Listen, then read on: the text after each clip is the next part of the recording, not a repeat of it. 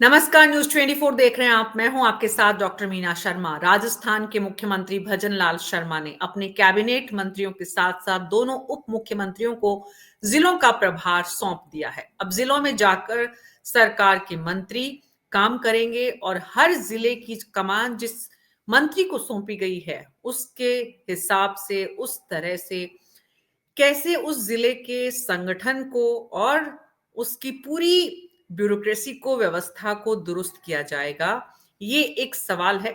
तो मंत्रियों की जो तैनाती जिलों में की गई है वो किस आधार पर की गई है, उससे क्या संदेश दिया गया है, उप मुख्यमंत्री दोनों जो है वो जिलों में जाकर किस तरह से काम करेंगे और उप मुख्यमंत्रियों के जाने से कितना प्रभावी होगा उन जिलों में काम की रफ्तार, ये तमाम सवाल हैं जिनका जवाब ढूंढने की कोशिश हमारे खास मेहमानों के साथ करेंगे। एडवोकेट राजकुमार शर्मा, बीजेपी के प्रवक्ता हमारे साथ, सीबी यादव जी कांग्रेस के प्रवक्ता, राजीव तिवारी जी, जगदीश शर्मा जी और राकेश वशिष्ठ जी वरिष्ठ पत्रकार हमारे साथ जुड़े हुए हैं।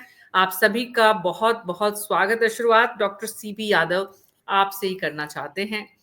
मंत्री और उप मुख्यमंत्रियों को जिलों का प्रभार देकर मुख्यमंत्री भजनलाल शर्मा क्या कुछ करने की तैयारी में दिख रहे हैं? मदन राठौड़ और भजनलाल शर्मा की जोड़ी आपको कितना करिश्मा, कितना काम, कितनी रफ्तार राजस्थान के विकास में देख पा रहे हैं? क्या आने वाले दिनों में बीजेपी संगठन में बदलाव होगा और वो किस तरह का बदलाव होगा? क्योंकि जिलों में जिलों के अध्यक्ष, मंडलों के अध्यक्ष, तमाम जो पूरी नई टीम बन रही है जिसकी प्रक्रिया बहुत तेजी से चल रही है, उस बीच में प्रभारी मंत्रियों की तैनाती से क्या असर होगा? विपक्ष में बैठकर जब आप देखते हैं मंत्रियों की लिस्ट और जिन जिन जिलों में मंत्रियों को लगाया गया है, उनकी वहां पर उनका प्रभाव, डॉक्टर सीबी यादव, विपक्ष को कितना चिंतित करता है इस तरह से मंत्रियों का तैनात होना? विपक्ष काम जो सरकार का है उसको लेकर विपक्ष क्या सोच रहा है?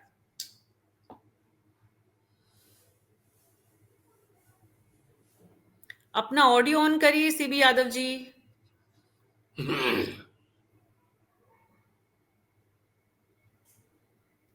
कुछ परेशानी है टेक्निकल। एडवोकेट राजकुमार शर्मा जुड़ गए हैं। डॉक्टर सीबी यादव का नेटवर्क थोड़ा ठीक करिए, उनका ऑडियो ठीक आए। डॉक्टर राजकुमार, एडवोकेट राजकुमार शर्मा, बीजेपी के प्रवक्ता, मंत्रियों की तैनाती के समय राजकुमार जी थोड़ा अपना फोन को स्टेबल कर लीजिए, स्थिर कर लीजिए, तो हम बात करें आपसे। हाँ, बस ठीक है, ये ठीक है। आप बात करिए, अपना ऑडियो ऑन करिए। राजकुमार जी ऑडियो ऑन करिए। अरे बीजेपी की आईटी, बड़ी बड़ी मैं आईटी भी मेरा सेटअप कर रहा हूँ और आप वापस से सवाल करें मुझसे। जी जी, आप थोड़ा फोन को दूर करिए पहले, ताकि आपसे बात करें तो आपका चेहरा दिख सके। हाँ, ये ठीक है, ये ठीक है, ये ठीक है एकदम। अब आप फोन को रख दीजिए सामने किसी टेबल पर, किसी उस पर, जिससे कि फोन बार बार हिले नहीं। राजकुमार जी जी, नए। जी, तो राजकुमार जी, मंत्रियों की लिस्ट आपने भी देखी है, किस मंत्री को कहाँ लगाया गया है, क्या सोचकर लगाया गया है, बताएंगे जरा? देखिए मैं आपके चैनल के माध्यम से बताना चाहता हूँ कि राजस्थान सरकार ने जो मंत्रियों को जो लगाया है वो जनसेवा के उद्देश्य से लगाया गया है। वहां के कार्यकर्ताओं से अच्छा समन्वय के लिए लगाया गया है और हमारे जो मंत्री हैं वो लगातार जनसेवा से जुड़े रहे, नए नए कार्यकर्ताओं से राज्य भर के कार्यकर्ताओं से अपनी मेल मुलाकात बनाते रहे। इस उद्देश्य तो को ध्यान में रखते दिया कुमारी जी को क्या सोचकर, ताकि दिया कुमारी जी को क्या सोचकर जिम्मेदारी दी गई है? बैरवा जी को क्या सोचकर जिम्मेदारी दी गई है? थोड़ा बताइए दर्शकों को, ताकि समझें कि उप मुख्यमंत्री इन जिलों में क्या करेंगे। देखिए, दिया कुमारी जी हमारे राज्य की उप मुख्यमंत्री हैं और उनके अनुभव का जो लाभ है वो पूरे प्रदेश के कार्यकर्ताओं को, प्रदेश की जनता को मिलना चाहिए। इसलिए उनका जो उनको अजमेर और जो ब्यावर का जो प्रभार दिया गया है वो यही सोच के दिया गया है, क्योंकि आदमी एक जगह रहेगा या मंत्री एक जगह रहेगा तो एक जिले के कार्यकर्ताओं को पूर्व संवाद होता है। बदल बदल के अगर उनको जिम्मेदारी देंगे तो पूरे राजस्थान के कार्यकर्ताओं को इसका लाभ मिलता है, जनता को लाभ मिलता है। जी, और बैरवा जी की? बैरवा जी को लगाया है भीलवाड़ा और राजसमंद। भीलवाड़ा और राजसमंद की जो परिस्थितियां हैं और वहां का जो कार्यकर्ताओं का जो संवाद है, अगर सीधे उप मुख्यमंत्री डायरेक्ट संवाद अगर कार्यकर्ताओं से करता है तो उनसे कार्यकर्ताओं में ज्यादा उत्साह होता है, जोश होता है और उनका लाभ पूरी जनता को मिलता है, क्योंकि कार्यकर्ता काम करता है तो पूरे अपने जिले के लिए काम करता है, अपने समाज के लिए काम करता है। तो इसी उद्देश्य को ध्यान में रखते हुए लाभ तो अधिकतर लोगों को पहुंचे, तो ध्यान में रखते जयपुर हुए से लगाया है। चले ख्वाजा ख्वाजा की दरगाह अजमेर और होते हुए भीलवाड़ा और उसके बाद राजसमंद ब्यावर भी बीच में, तो एक पूरा ये जो एरिया है वो दोनों उप मुख्यमंत्रियों को इस काम में लगा दिया गया है। डॉक्टर सीबी जी यादव, आवाज आ रही है आप तक? डॉक्टर साहब आपको अभी भी नहीं सुन पा रहे हैं, जूझ रहे हैं। टीम प्लीज ध्यान दीजिए, डॉक्टर सीबी यादव को ठीक से सुने।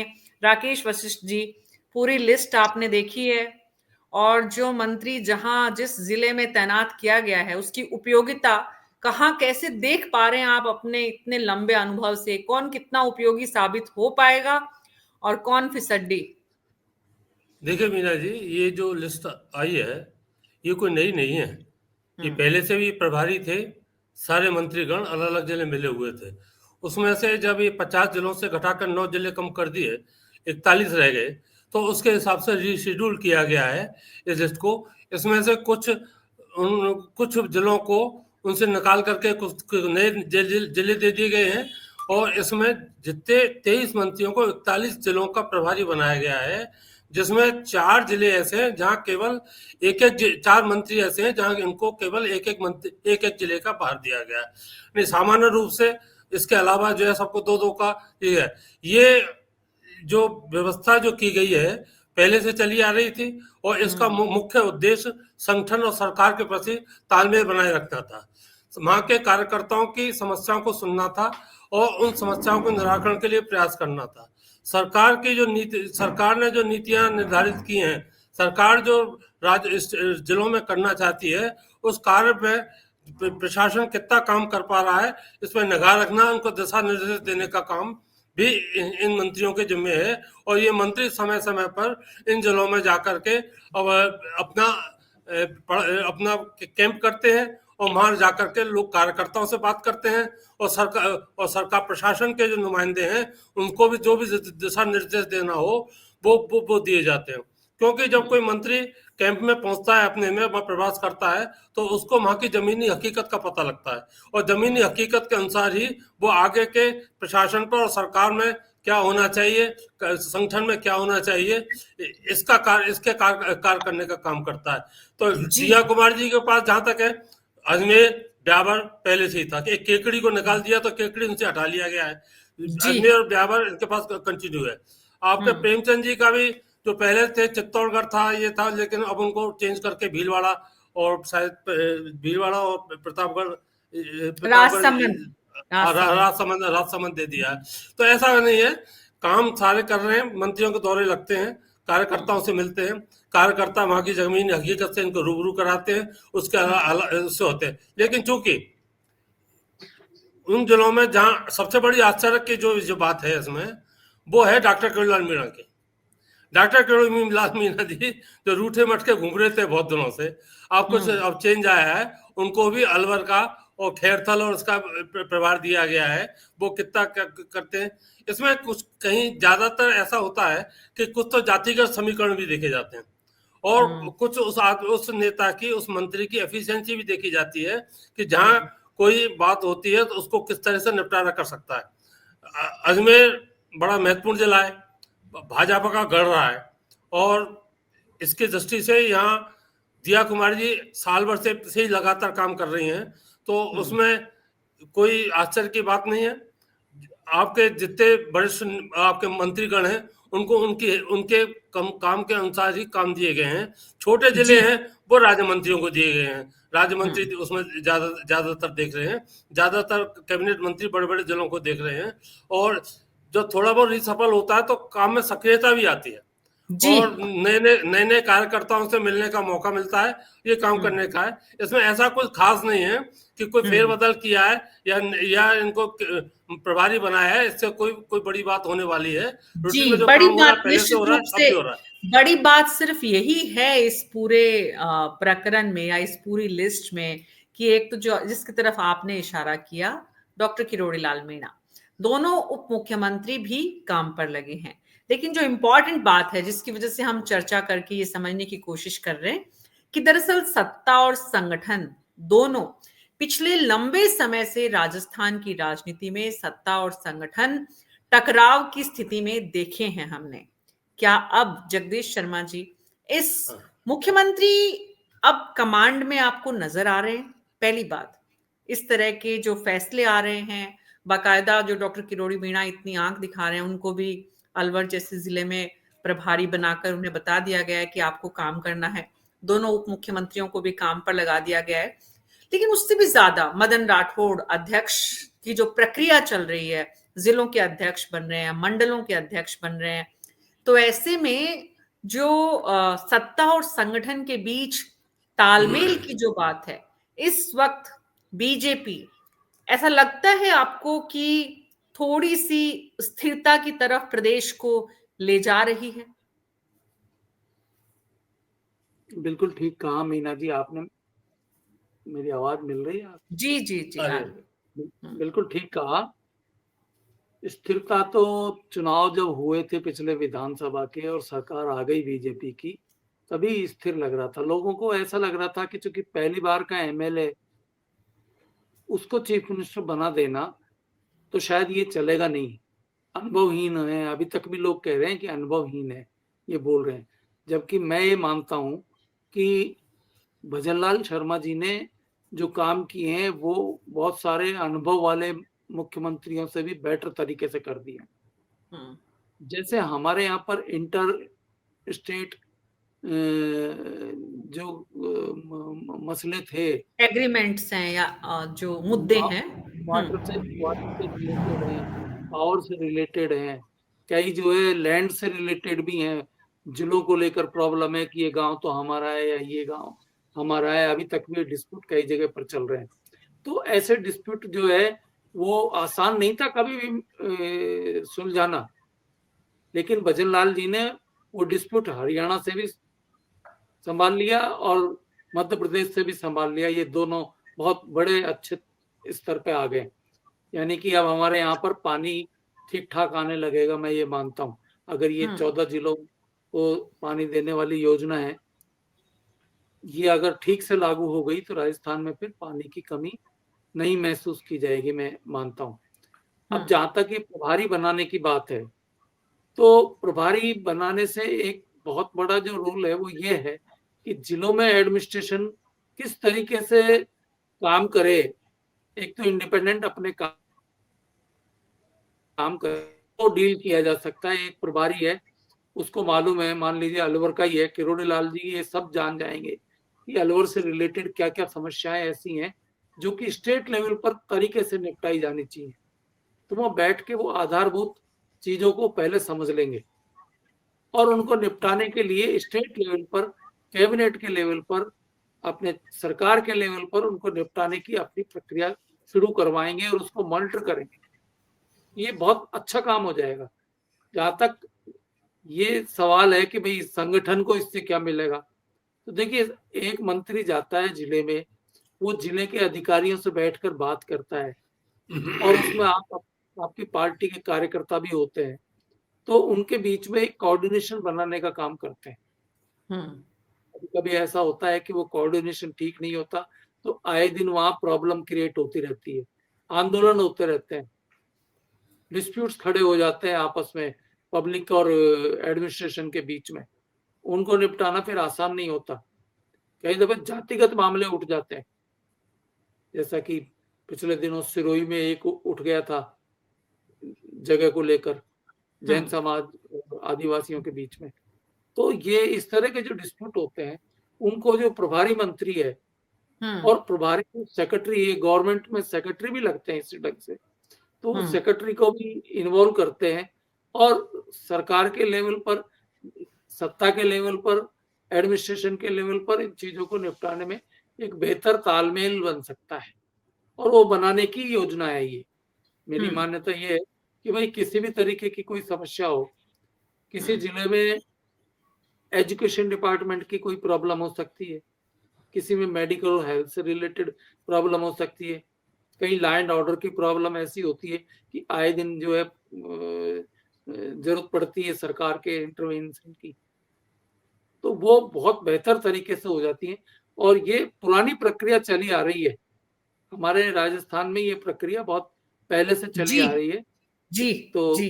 उसको निभाया जाए। लेकिन बहुत बार हमने सुना है प्रभारी मंत्री के पहुंचने पर जिले के कार्यकर्ताओं ने क्या किया, और अफसरों के बीच जो है प्रभारी मंत्रियों की जो एक आपसी तालमेल है वो नहीं बन पाया, ऐसा भी हमने बहुत बार सुना है।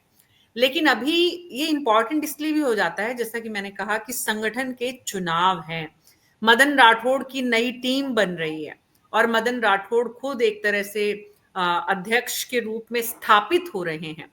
ऐसे में भजन लाल शर्मा और मदन राठौड़ दोनों मिलकर एक टीम के रूप में काम करते नजर आए। एडवोकेट राजकुमार शर्मा जी, हर जिले की अपनी परेशानी है, हर जिले की अपनी समस्याएं हैं, और जिन मंत्रियों को आपने वहां तैनात किया है वो उन समस्याओं को ठीक से जाने समझे। तो ये जो पूरी की पूरी तैनाती है, जैसा कि राकेश जी ने कहा कि बहुत बड़ा फेरबदल नहीं हुआ है पहले से जो कि दिख रहा है, लेकिन पूरी की पूरी इस तैनाती से संदेश जो मुख्यमंत्री है वो क्या देना चाहते हैं, और इन मतलब अजमेर में दिया कुमारी या राजसमंद में दिया कुमारी, क्योंकि आपके बैरवा जी राजसमंद में दिया कुमारी का क्षेत्र रहा है, राजसमंद, वहां पे बैरवा जी को भेजना, अजमेर से दिया कुमारी का सीधे सीधे कोई वास्ता नहीं रहा, इससे पहले वो सवाई माधोपुर रही, लेकिन वहां उन्हें भेजना। तो बातें इस तरह की भी हो रही है कि दोनों उप मुख्यमंत्रियों को भी कहीं ना कहीं, जिसको पर कतरना बोलते हैं, वैसी स्थिति है। ऐसा है क्या राजकुमार जी? देखिए, आदमी के मन का स्वभाव होता है कि वो किसी भी चीज का कोई भी मतलब निकाल ले। आप पहले ये समझने की कोशिश करें कि उप मुख्यमंत्री किसी एक जिले के या एक किसी सूबे के नहीं होते हैं, पूरे राजस्थान के मुख्यमंत्री उप मुख्यमंत्री होते हैं। दिया कुमारी जी पूरे राजस्थान के उप मुख्यमंत्री है, प्रेमचंद बैरवा जी पूरे राजस्थान के मुख्यमंत्री हैं। तो उनको किसी एक जिले में बांधना कोई ठीक बात नहीं है। परिवर्तन होना चाहिए, अगर आप विकास चाहते हो तो परिवर्तन होना चाहिए। आज दिया कुमारी जी और प्रेम बैरवा जी से जयपुर जिले को पूरा लाभ मिल रहा है। अब प्रेम जी अगर जा रहे हैं, राजसमंद जा रहे हैं, तो वहां की जो समस्या है उनको अच्छे से सुनेंगे, और हमारे जो सूबे के मुखिया हैं भजनलाल जी, उनको अपनी समस्याओं से अवगत करा पाएंगे। वहां के जो लोकल विधायक है वो अलग तरह से सब समस्या अवगत कराते हैं, और प्रभारी मंत्री अलग तरह से समस्या अवगत कराता है। तो जो फीडबैक है वो एक अच्छे स्तर पे आ पाता है इस तरह चेंजेस करने से।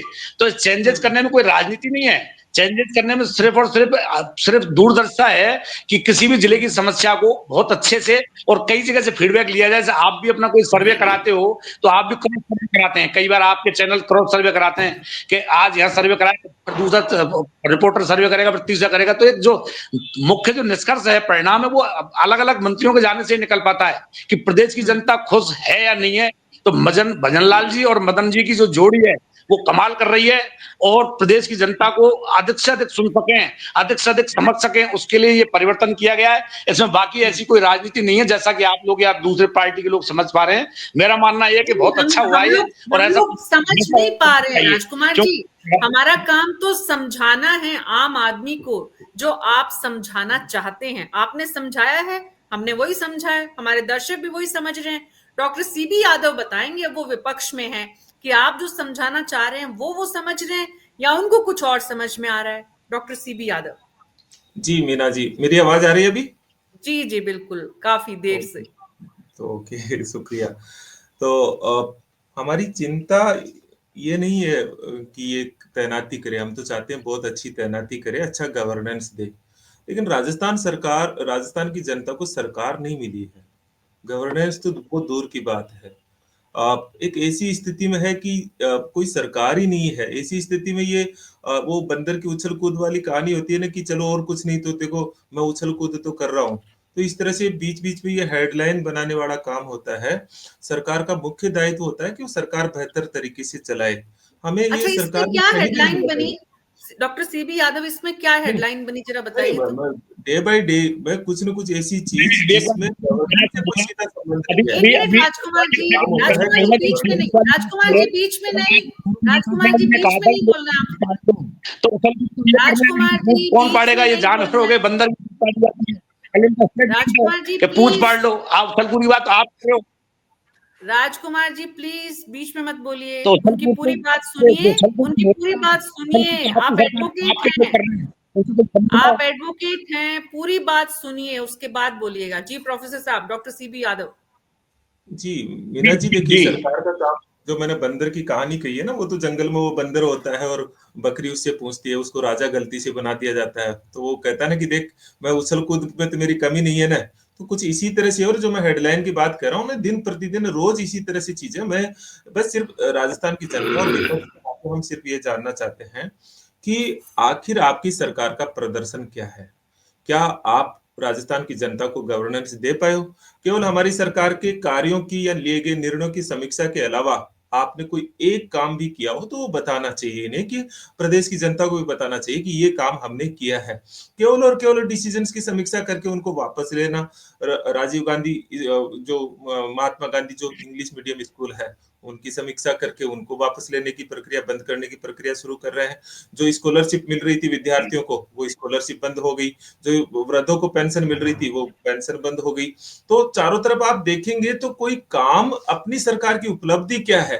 कभी राइजिंग राजस्थान के नाम पर जाकर के विदेशों में रोड शो करना है। हमारा जनता का जो कितना टैक्स का पैसा है, वो जाकर के आप बाहर जाकर ऐसे उड़ा देंगे या सस्ती जमीन में बहा देंगे, डॉक्टर तो आपकी सीबी यादव, परफॉर्मेंस कर डॉक्टर रही है, सीबी ये देखना यादव, पड़ेगा। डॉक्टर हमारी सीबी चिंता यादव, प्रदेश मुझे की लगता जनता है, को लेकर के। डॉक्टर सीबी यादव, मुझे लगता देखिए है आपने आज के, एक मिनट आपको एडवोकेट देखना राजकुमार चाहती हूँ, शर्मा, एक आपकी मिनट, आंखों एक पे तो मिनट, चश्मा एक लगा हुआ है। मिनट। आपको तो राजकुमार क्यों क्या जी, जनता राजकुमार देख जी रही है, पेशेंस हमारा रखिए, मैच देख रही है राजकुमार जी जनता, जनता पेशेंस ERCP रखिए, देख रही है जनता। जनता हमारे काम, हमने पेपर राजकुमार जी, जो राजकुमार जी सफलता हासिल पेशेंस किया, रखिए पेपर बदल लिख प्लीज। के हो रहे हैं। राजकुमार जी क्यों नहीं आपने सुन कुछ पा रहे किया नहीं, आपको? तो आपको देखना नहीं चाहते, आपको आपको क्या कोई दिखाएं सुन हम? ही नहीं पा रहा है आपको कुछ राजकुमार जी। आपको राजकुमार जी आपको कोई सुन ही नहीं पा रहा है, प्लीज। मैंने बोला आपको जब बोला जाए बोलने के लिए तब बोलिए। डॉक्टर सीबी यादव, आपने शायद विषय नहीं पढ़ा आज का डिबेट की चर्चा का। आप पूरे एक साल में सरकार की तुलना एक बंदर और कहानी से करें, ये भी एक शिक्षाविद के रूप में आपसे अपेक्षित नहीं है। आपसे अपेक्षा ये है कि जो विषय आज हमने चर्चा के लिए रखा है, जितने सारे विषय आप बता रहे हैं कि सरकार ने ये कमी है, ये कमी है, ये कमी है, जरा बताइए मुझे पिछले एक महीने में विपक्ष ने सरकार की इन कमियों को ध्यान में लाने के लिए जनता के बीच जाकर क्या प्रयास किए हैं? देखिए मीना जी, पहले तो वो विषय की बात पे आ जाता हूँ। विषय ये है कि मंत्रियों को इन्होंने अलग अलग जिलों का प्रभार दे दिया, तो उससे फर्क क्या पड़ेगा? मेरा मेरा भी तो एक विपक्ष के नाते सवाल ये है कि उससे फर्क क्या पड़ रहा है, गवर्नेंस पे क्या फर्क पड़ रहा है? क्या इन मंत्रियों की कोऑर्डिनेशन हमने देखा है? एक बेसिक प्रिंसिपल होता है कलेक्टिव रिस्पॉन्सिबिलिटी का सरकार में, कि अगर कोई एक मंत्री बोलता है तो मंत्री का स्टेटमेंट नहीं होता, वो सरकार का स्टेटमेंट माना जाता है, क्योंकि वो सामूहिक रूप से उत्तरदायी होती है। क्या कोई मदन दिलावर जी की स्टेटमेंट की जिम्मेदारी लेगा और क्या कोई किरोड़ीमल जी की स्टेटमेंट्स की जिम्मेदारी लेगी ये सरकार? अगर ये सरकार अपने आप को कॉन्स्टिट्यूशनल उसके पैरामीटर पे खरा पाती है तो उनकी जिम्मेदारी लीजिए। किरोड़ीमल जी लगातार कितना प्रदर्शन कर रहे हैं, लगातार कह रहे हैं एसआई की भर्ती परीक्षा हो, पहले वो कह रहे हैं मैं मंत्री हूं या नहीं हूं।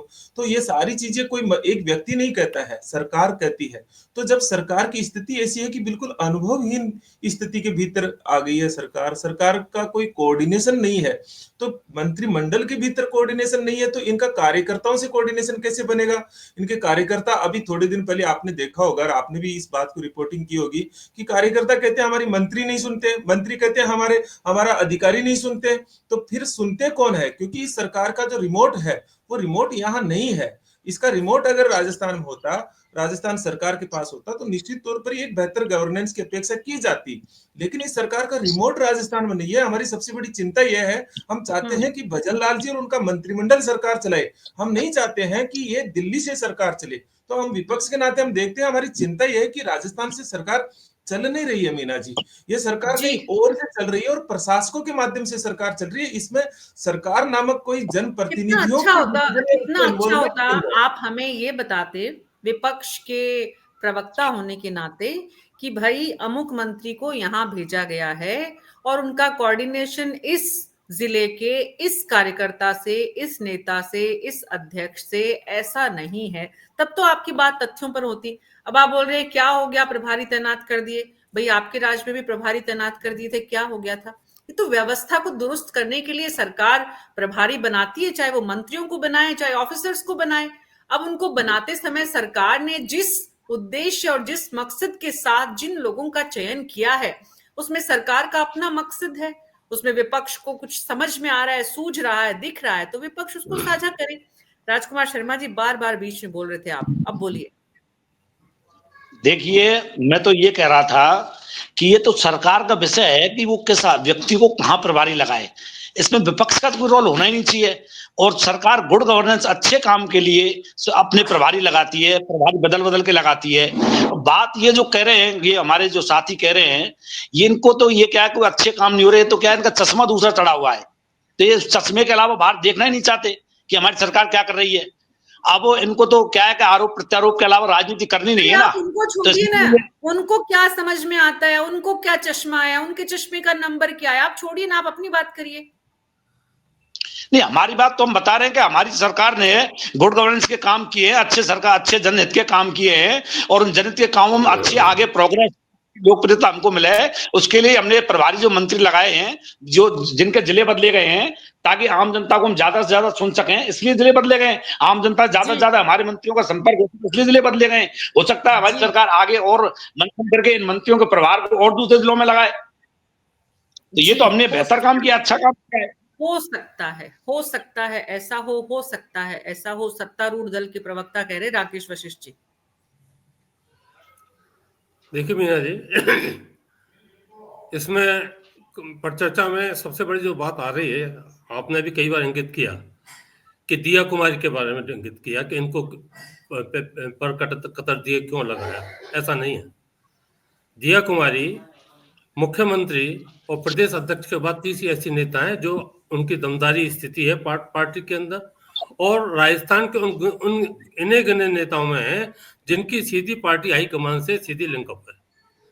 दूसरी बात, उनकी मजबूत स्थिति का तो अंदाज इससे लगा सकते हैं कि उनके पास जो पोर्टफोलियो है बड़े महत्वपूर्ण है, और उनके पोर्टफोलियो में अब तक की जो कार्य प्रणाली रही है बड़ी सकारात्मक रही है, और बड़ी तरीके से वो काम करने वाली महिला के रूप में प्रतिष्ठित हुई हैं। अब क्योंकि पार्टी के लेवल पर उनको जिम्मेदारी दी गई है, पहले भी अजमेर की इनके पास जिम्मेदारी, अजमेर एक बड़ा शुरू से ही बड़ा भाजपा के लिए एक महत्वपूर्ण जिला रहा है, और यहाँ भाजपा का बड़ा अच्छा प्रभाव रहा है काफी लंबे अरसे से। और दिया कुमारी एक ऐसी है, अब आपको कभी सवाई माधोपुर से भी रिप्रेजेंटेशन किया, कभी राजसमंद से भी रिप्रेजेंटेशन किया, अब आपके यहाँ के जयपुर से रिप्रेजेंटेशन कर रही हैं। तो इनकी उपयोगिता के आधार पर इनको लगाया गया होगा। ये तो पार्टी हाईकमान जाने कि इनकी क्या उपयोगिता समझती हैं। अब सबसे ज्यादा बात आ रही है कि प्रभारी मंत्रियों लगाने से क्या फायदा हुआ। अब तक के शासन के दौरान भाजपा कार्यकर्ताओं के लिए सबसे बड़ी समस्या ये रहती थी कि वो मारे मारे फिरते थे सरकार आने पर भी, उनको कोई पूछता नहीं था, केवल नेताओं की चलती थी। और कांग्रेस की स्थिति ये थी कि कांग्रेस का हर छोटा छोटा कार्यकर्ता भी अपना काम कराता था। लेकिन अब एक साल के इस ड्यूरेशन के दौरान जब सरकार कार्यकर्ताओं के नजदीक आई है और उनकी समस्याओं को सुन रही है, तो कार्यकर्ताओं की बकत बढ़ी है और कार्यकर्ताओं की पूछ बढ़ी है, सरकार में भी और संगठन में भी। और कार्यकर्ता इससे उत्साहित होता है और ज्यादा तरीके से काम करता है। एक बात और कहना चाहता हूँ, अब अपने पिछले 5-7 साल के दौरान पार्टी संगठन का, भाजपा संगठन का बहुत नुकसान हुआ है, और विद्रोह के स्वर भी आपके लोकसभा और विधानसभा के चुनाव में उभरे, और जिसका खामियाजा इस भाजपा ने भुगता। हालांकि भाजपा वाले माने या ना माने, लेकिन पार्टी के अंदरूनी रूप से इनके साथ काफी गड़बड़ हुई, उसको दुरुस्त करने का भी बड़ा महत्वपूर्ण कार्य है, और इसमें अब काफी कुछ इनको सफलता भी मिली है, और जिसका आउटपुट अब सामने आने लगा है।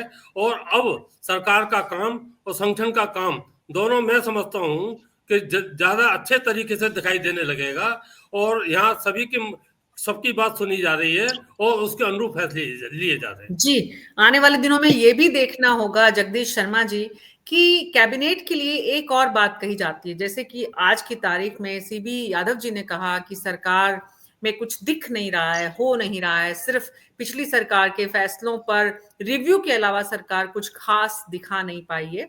एक चर्चा ये भी है कि भजन लाल शर्मा राज्य के मुख्यमंत्री तो स्थापित हो गए हैं, वो फैसले ले रहे हैं, वो काम कर रहे हैं, वो रिव्यू मीटिंग्स कर रहे हैं, वो लोगों से मिल रहे हैं, लेकिन उनकी कैबिनेट अभी भी कोई बहुत अच्छी परफॉर्मेंस नहीं दिखा पा रही है। तो ये जो चर्चा है, इस बीच में मंत्रियों के जिलों में जाने से क्या कोई इस डिस्कशन में कोई कहीं बदलाव या इसमें कहीं कोई और लोगों के साथ मिलकर अगर ये लोग मंत्री लोग काम करते हैं, किस तरह का रिएक्शन आप देखते हैं कि जिलों में जाकर मंत्री अगर थोड़ा अपने कामों को बढ़ाएंगे तो ये परसेप्शन और ये नैरेटिव जो बना हुआ है उस पर क्या फर्क पड़ेगा? देखिए मीना जी, इसमें नैरेटिव तो जो है ना क्लियर है, गवर्नमेंट का और पार्टी दोनों के स्तरों पर नैरेटिव बिल्कुल क्लियर है कि उन्हें करना क्या है और कैसे करना है।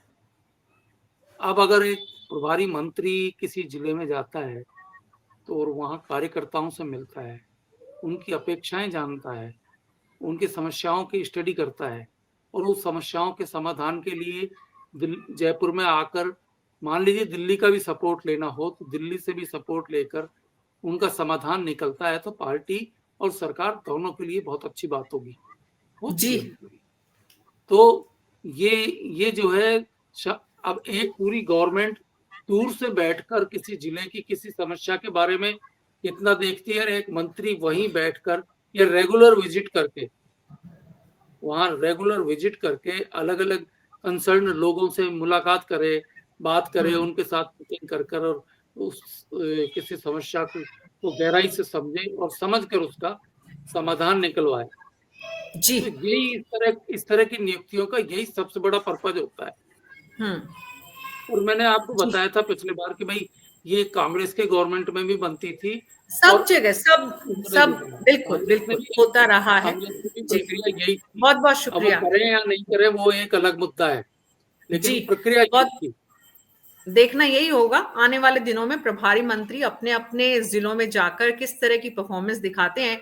एक इस तरह का भी रिव्यू जरूर करना चाहिए मुख्यमंत्री जी को आने वाले दिनों में कि किस प्रभारी मंत्री ने अपने जिस जिले का उनके पास प्रभार है उसके मुद्दों को ज्यादा अच्छे से रखा और ज्यादा अच्छा परफॉर्म किया अपनी कैबिनेट अपने मंत्रालयों के साथ साथ। इसका भी अगर रिव्यू हो तो शायद प्रभारी मंत्री आने वाले दिनों में, जैसे विधानसभा में होता था कि स्टार विधायक कौन, वैसे स्टार प्रभारी मंत्री कौन, इस तरह का भी आई एम श्योर जरूर संगठन के भीतर और सत्ता में आने वाले दिनों में अगर चर्चा हो तो और भी बेहतर परफॉर्मेंस जिलों के लोगों की समस्याओं को समझने में मंत्री कर पाएंगे। आप सबका बहुत बहुत शुक्रिया इस चर्चा में शामिल होने के लिए।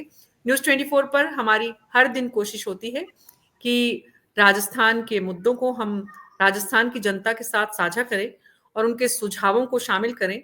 हमारे दर्शक जो हमारे न्यूज़ 24 के फेसबुक और यूट्यूब चैनल पर इस कार्यक्रम को देख रहे हैं वो फेसबुक और यूट्यूब चैनल के कमेंट बॉक्स में जाकर अपने सुझाव या सवाल पूछ सकते हैं हमारे पैनलिस्ट से लाइव भी। आज मेरे साथ इतना ही। नमस्कार।